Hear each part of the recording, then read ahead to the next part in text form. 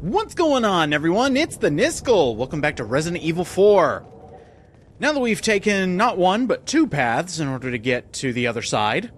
To the other side of where? Well, let's actually find out. Come up to this door. It's the only way out of the village, I guess. Alright, we need an item, a key item to get through there. It seems there's a retinal scanner on that old-fashioned door.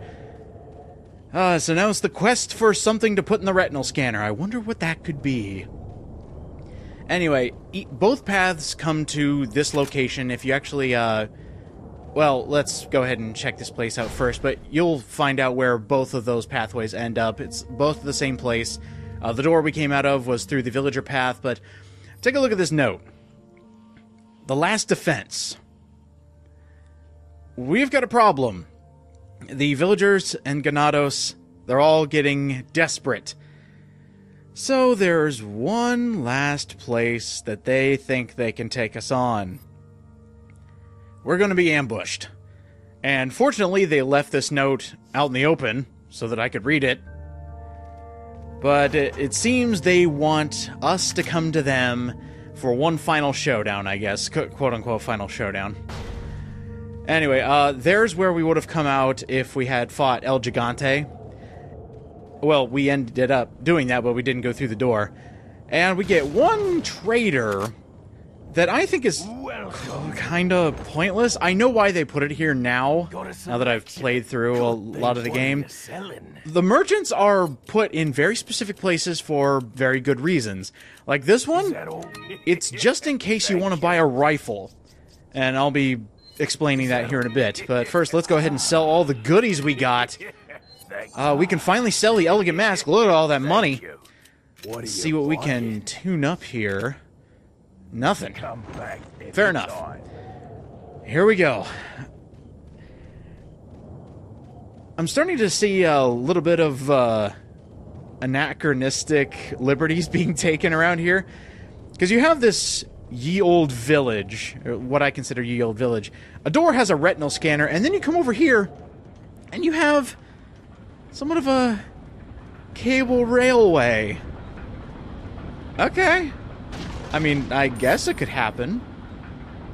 Simple village life has become more technically advanced, I guess. But let me show you why you needed the rifle. That's a brilliant placement of the merchant there.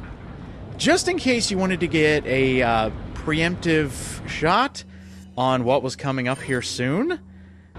Let's take a look. Right about there. See those guys? They're a problem. Take them out now. And I love that little animation Ashley does. Whenever you kill an enemy, she goes, yeah! There you go. Those two guys are going to give you troubles on your way down. So take them out preemptively. You can use any gun to get them. I just like using the rifle because it's easier to catch them. We have more enemies to deal with. These guys will actually respawn as a cable car goes around to come back up again.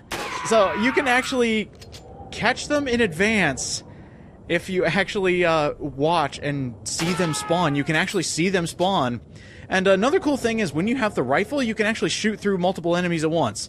So here's an example right here. There's, how many? 3 guys? Oh, I only got 2. Normally I can get all 3. There we go. Should need one more and then they won't be a problem, because all they do is throw items at you. Throw weapons at you. So let's talk about physics. Capcom, you put this in for a reason. I don't think you really had to, but this is nothing compared to the GameCube version. Good lord. I never thought Capcom would reach the levels of Team Ninja, but those boobs have a mind of their own. Anyway, enough about physics messing up. Believe it or not, there's one more physics fuck-up that I found while on that cable car. We'll talk about that later. We have a small area to explore before we get to our knowing ambush. And this is where I start to think, you know what, if I had to design an area, they gave me a small summary and I have to design something around that, how would I do it? I don't think I could do any better than this. Because you got a few lockers. This is probably where the cable car operators came to work every day. There's stuff in their lockers, probably nothing that Leon Kennedy could possibly use, but in the case of the game, yeah, this works. There's a way to turn the cable car off and on. And then we get down here, and then it gets a little strange, at least in my opinion. You don't want Ashley to come with you, because there's a... Okay, it worked. Wait. Okay, it worked. Let's have her stay there for a second. There is always going to be a dynamite guy and a guy that throws an axe.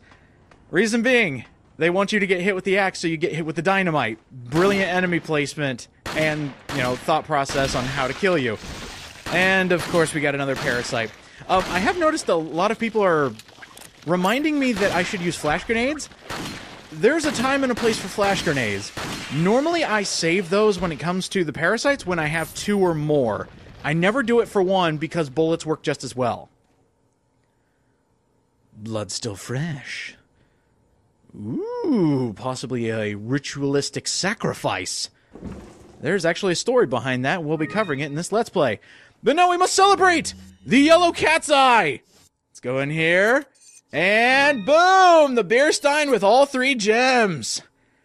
Yellow, green, and red. Now we have a complete beer stein we can sell for mucho money. Well, that feels good. We're going to be going into the next chapter with no treasures. Because we've already collected them all. Yes! 100% completion is on the way.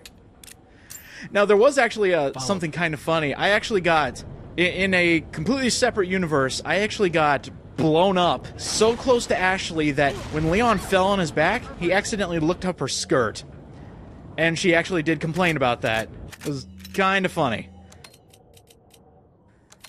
Oh, and a little bit of item management. There we go. I really need to get rid of some of this stuff. I really don't need this much ammo. I mean, there's a reason that a merchant is here. You got something kind of tough coming your way. And I will say this is a tough fight that you're about to do. Don't worry, it truly is a fight. It's not like I'm spoiling anything. You can kind of tell by everything here. Now, what I will say is, if you're having trouble with this fight that's coming up, buy a rocket launcher. Like, sell some of your older weapons to get a rocket launcher. That's why the merchant has had one this entire time. Also, what he's had the entire time is a first aid spray. Now, I've actually recently played the GameCube version, and hilarious thing, the first aid spray is 10,000 pesetas.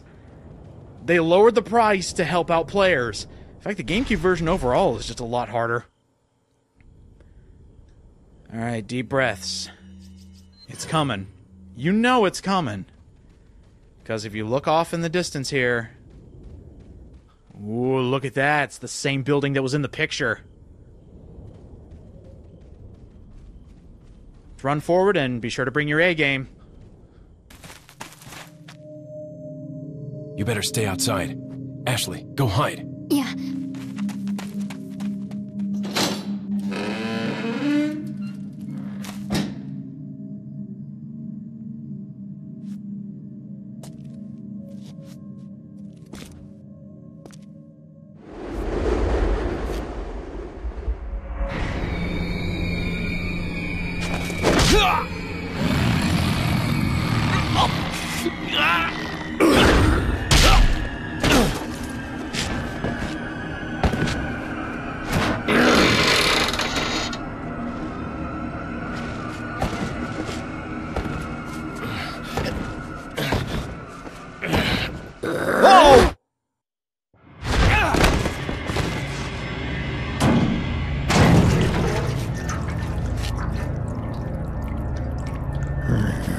Hasta luego.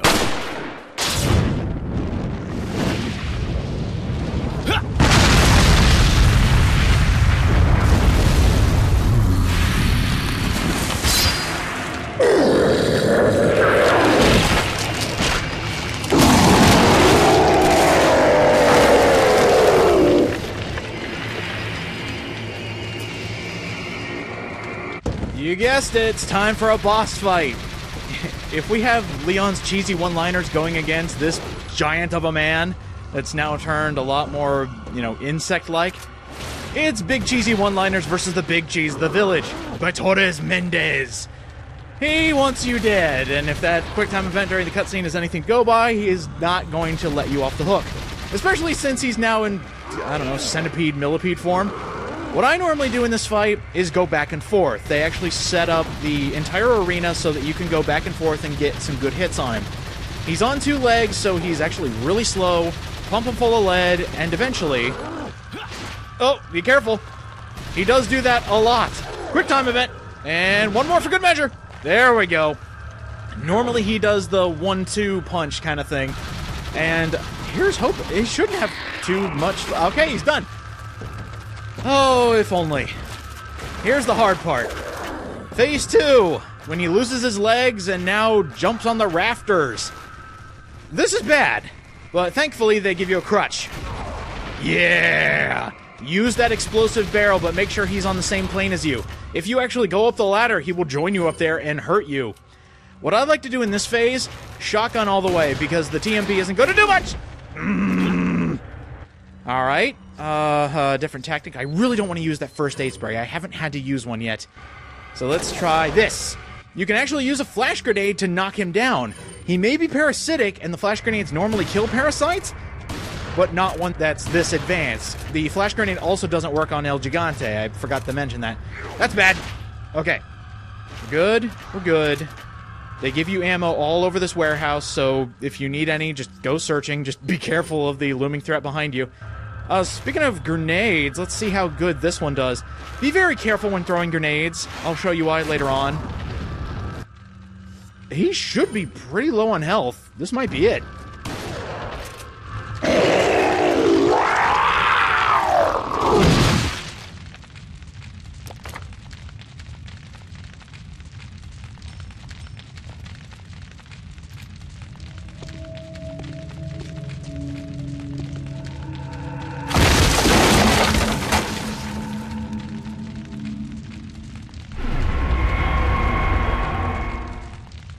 Gross. The retinal scanner was made for Mendez only. He's the only one that can get out of the village because you needed his fake eye. Now, a couple things about that fight that I wasn't able to show off. Incendiary grenades, they actually do a lot. You can actually stun him using fire. A lot of the parasites don't like fire, so keep that in mind. Another thing is he also has a different attack where he will pick you up and slam you on the ground. It's the equivalent of El Gigante, like, crushing you in his hands. It just deals extra damage. Let him do it too long and he'll instant kill you, but he didn't get a chance to show that off because I was too busy running back and forth like a coward. Be sure to come up here for some extra items. There's a few items and a green herb down next to where the barrel was. Jump out here, and you're done. Are you okay, Leon? No, I'm doing just fine, Ashley. Thanks for checking up on me. See, I always love her little voice clips in the game. I absolutely love it. I gotta say, I normally have a lot of trouble with this fight. And you will see how much trouble I have with said fight. If I'm in a rush, basically what I'll do is I'll have the red barrel set up for the second phase, use a rocket launcher for the first phase, knock him off his legs, and then use the barrel and a hand grenade and he goes down like it ain't no thing. Explosions really work against him in that fight. Welcome. But now that he's finished, all we have to do is get out of here. What are you selling? One more check. Yeah, I didn't actually have to use it. Sell it for half price. That'll probably be what I do for most of the big boss fights in this game. If I don't have a lot of healing items, I'll have a first aid spray in backup. I don't like using them. And in fact, I think for every single Resident Evil Let's Play that I've done, I've never used a first aid spray. I think that may be false for Resident Evil 3, but that was a while ago, so I can't remember. Oh, and thank you, designers, for this. We don't have to go through the entire segment again, because they just black screen you ahead. Thank you, thank you, thank you. That would have been a long slog that we didn't have to do. Good design. It's all over the place. I'm actually going to miss this area. I really like the opening of Resident Evil 4. Chapter 1 and 2, some of my favorite areas. But there's a few more areas that I really like in this game, and we're actually about to go there. I brought you the key item MacGuffin. Let me through. How does Mendez even look into that retinal scanner? He's giant! I mean, even without the bug body, he was still huge.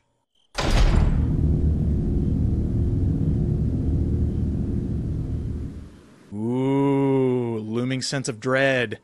There's a few handgun bullets right next to you because they've got a surprise for you. One last attack. It's supposed to trigger. Hey. There it is. They're gonna send a truck after you. Just like you had to deal with in the very beginning of the game. Apparently they like using trucks to attack people. Shoot it a few times so that it actually crashes. If you don't hit it enough, it will come and kill you. And Ashley, because she can't get out of the way. Follow me. Now let me show you something funny. There is a scripted event that's supposed to happen after you take out the truck. In fact, after you get past this particular area, something scripted is supposed to happen. But that happens because your back is facing the door. So if you don't face the door, well, nothing happens. Except, as soon as you turn around, it actually scripts. Look at all those ganados! Okay, let's get out of here. Before you do that, there's a couple barrels over here. Bust them open, you get money. Wow, I've actually gotten a healing item in that before. And a Velvet Blue that is a brand new gem that we can sell. But enough about that. It's time to escape into this big castle.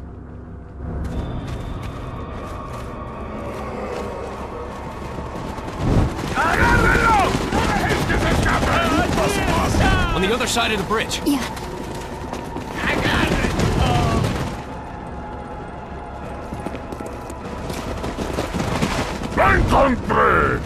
You take that one. Okay. Ready?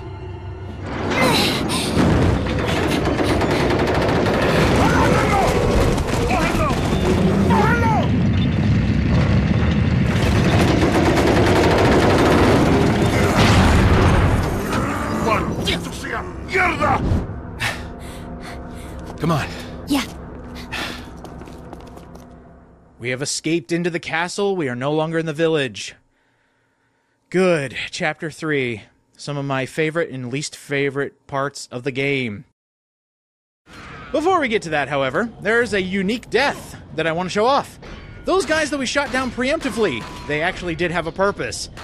If they can't be knocked off your little cable car here in time, it's pretty bad. Also, pay attention and see where you can see the physics fuck up here, because it totally happens. In fact, it's not even physics, it's just a model messing up. Whoops! Okay, there he goes! Yeah, if you don't knock that guy off the top of your cable car, he knocks down the entire car and you're just instantly dead. There is no coming back from that. So good to know. And of course, because I have to show this off in the lovely remastered version, pay attention to the background. You'll see every bit and piece disappear. Hi, Mendez! How's my neck?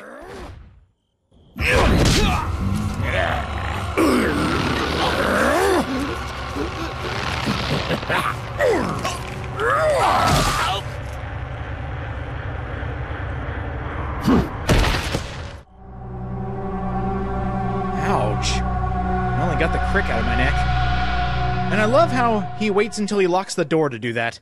I guess he just wanted an audience. A captive audience. Now here's a fun thing. I got some bloopers for you for the first time in this Let's Play. As I was recording the footage to get this cable car guy knocking my cart down, guess what happened? I died! Somebody cut my life short because I was trying to show off death. And of course I said I had some bad luck with grenades. This is a good example of me just playing very poorly. Yeah, I had to do the Mendez fight a few times just because of really bad decisions, and it makes me look bad, and now that I'm showing you, you could just laugh at me. Because that's what I'm here for entertainment, so if I do something stupid, I'll be sure to show you. Yeah, that was a waste of a grenade because he wasn't down here, and now he's down here, and I'm dead. Fantastic. Leon's been splattered over all the broken wood and everything, and now he's there for all eternity. Ashley never to be seen again. Another thing happened while I was trying to use grenades. Oh, a 1-2 hit! He hit me, I hit him. Sweet. Well, at least I knocked him down. This means I can actually, you know, take some extra shots, take him down, and... uh-oh. Yeah, and now Leon's in the fire. God, I suck at this game sometimes. Next time on Resident Evil 4, we're heading into Chapter 3-1 with a whole new territory. See you guys next time.